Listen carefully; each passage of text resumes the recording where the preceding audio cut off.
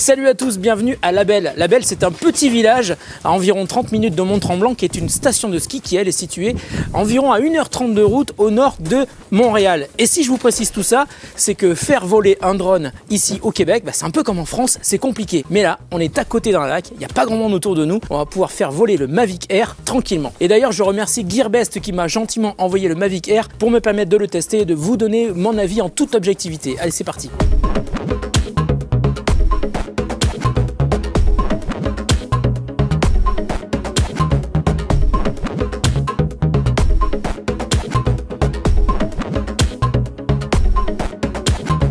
Alors la première impression que j'ai eue en découvrant le Mavic Air, c'est que je me suis dit en fait à mon avis DJI s'est mis dans une pièce, ils ont pris le Mavic Pro, ils se sont dit qu'est-ce qu'on pourrait faire d'intelligent à partir de ce drone en faisant quelque chose de plus petit, de tout aussi puissant mais d'encore plus malin. Et ça c'est le Mavic Air. Car en effet le Mavic Air reprend la quasi-totalité des performances et des avantages du Mavic Pro, mais il rajoute encore plein de petites astuces intéressantes. Hop! Retour temporaire en France. Alors au niveau de la taille, du prix et du poids, le Mavic Air est situé entre le petit DJI Spark, dont je vous ai déjà fait un test sur la chaîne. Si vous ne l'avez pas encore vu, je vous mets le lien sous la vidéo, et le Mavic Pro. Et si on les met côte à côte, vous voyez que c'est pas du tout la même taille. Allez, attrape.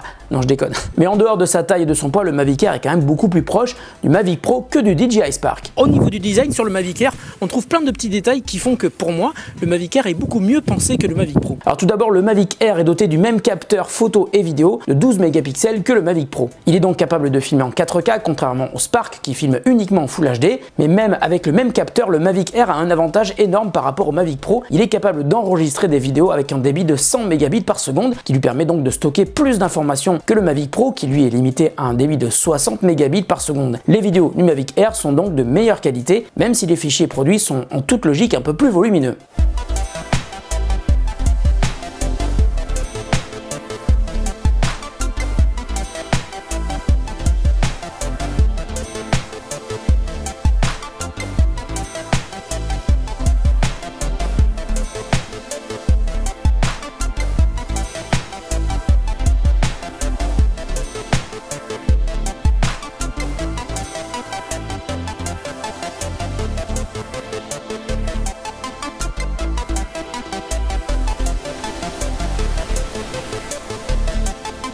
Comme sur le Mavic Pro, le Mavic Air est équipé d'une nacelle stabilisée sur 3 axes, mais qui reprend le look de la nacelle du DJI Spark. La nacelle est d'ailleurs bien mieux protégée dans le corps du drone avec ce design, et c'est aussi le cas de la coque de protection de la nacelle qui, sur le Mavic Air, s'installe de manière très facile, et on a vraiment l'impression que la nacelle est très bien protégée. Beaucoup plus en tout cas que sur le Mavic Pro. Alors en plus des détecteurs optiques qui sont situés à l'avant du drone, mais aussi au-dessous, on trouve désormais des capteurs situés à l'arrière, ce que ne propose pas le Mavic Pro et qui permet donc au Mavic Air de détecter les objets en arrière. Autre différence entre le Mavic Air et le Mavic Pro, sur le Mavic Air, les hélices ne se plient pas, ce sont uniquement les ailes qui se plient, et avant de le plier, il faut tout d'abord rabattre les pieds, qui sont aussi des extensions de détecteurs pour la radiocommande, et replier les ailes, tout d'abord donc à l'avant, et ensuite à l'arrière, parce que si vous le faites dans le mauvais sens, elles vont être coincées, elles rentreront mal dans la petite boîte qui sert à protéger le drone. Autre différence avec le Mavic Pro, à l'arrière du Mavic Air, il y a une petite trappe qui s'ouvre et qui permet de voir deux petits éléments très intéressants. Le premier, c'est un port USB type C désormais.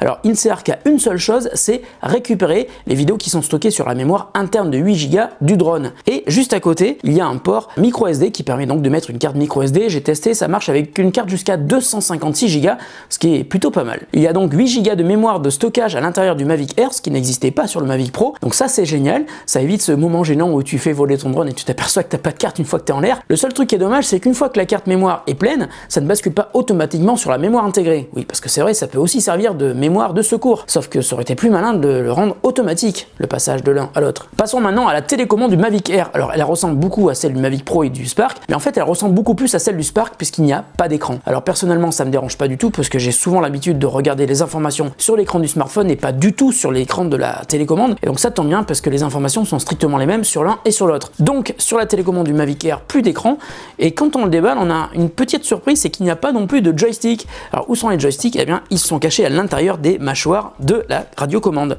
Donc il faut les ouvrir, ils sont planqués ici, et puis on les visse comme ça.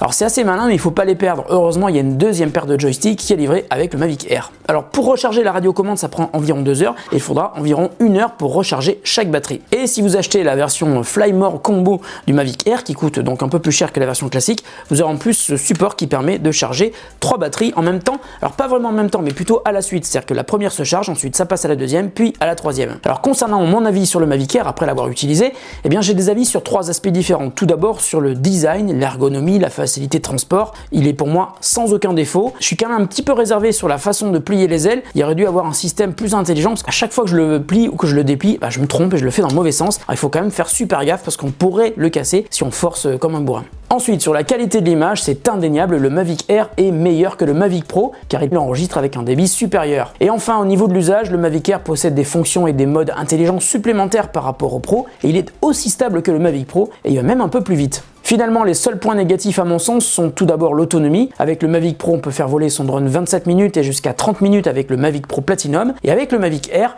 on ne peut pas dépasser 21 minutes. Ensuite, lorsque la carte SD est pleine, l'enregistrement ne bascule pas automatiquement sur la mémoire de stockage interne. J'espère vraiment qu'une mise à jour pourra rajouter cette possibilité. Et enfin, autre point négatif, le bruit. Les hélices sont plus petites que sur le Mavic Pro, elles font donc plus de bruit, c'est logique.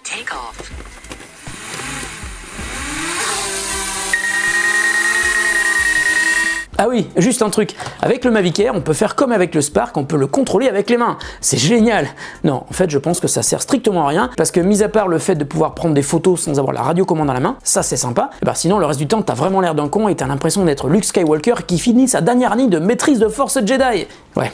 Évitez de le faire donc. Alors si vous hésitez entre plusieurs drones et notamment entre plusieurs drones DJI, niveau rapport qualité-prix pour moi le meilleur c'est le Mavic Air sans aucun problème. On le trouve à environ 700 € en ce moment, d'ailleurs je vous mets un lien sous la vidéo si vous souhaitez vous l'acheter au meilleur prix, ainsi que le lien vers le Flymore Combo qui est un petit peu plus cher mais qui comprend 3 batteries et le chargeur au lieu d'une. Pour moi c'est une excellente surprise, j'étais habitué au Mavic Pro, j'ai testé le Mavic Pro Platinum, mais aussi le DJI Spark et je dois dire que si aujourd'hui je ne devais en garder qu'un seul, ce serait sans doute le Mavic Air. Allez, retour au Québec. Voilà, c'est la fin de ce test, j'espère que cette vidéo vous a plu. Si c'est le cas, n'oubliez pas de mettre un pouce bleu, un pouce en l'air. Je remercie aussi Abdel, Marie, Eva, Aurore et Michel qui m'ont aidé à faire ce test, sans oublier Linux évidemment, qui est notre Golden Retriever préféré ici au Canada. Je vous remercie beaucoup, on se retrouve très bientôt sur The Grand Test.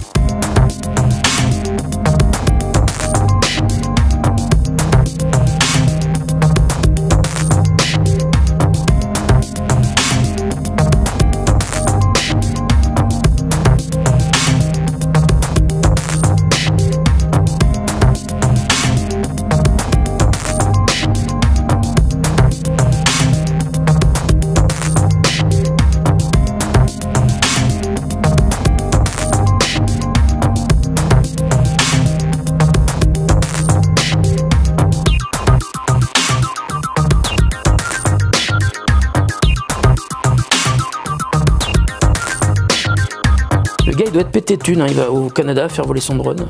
Alors tu peux le faire voler ici à Vélizy quoi, là juste à côté. Bah ouais. Il était pas allé faire voler son DJI Spark à Oslo. Ah, c'est youtubeur, je te jure.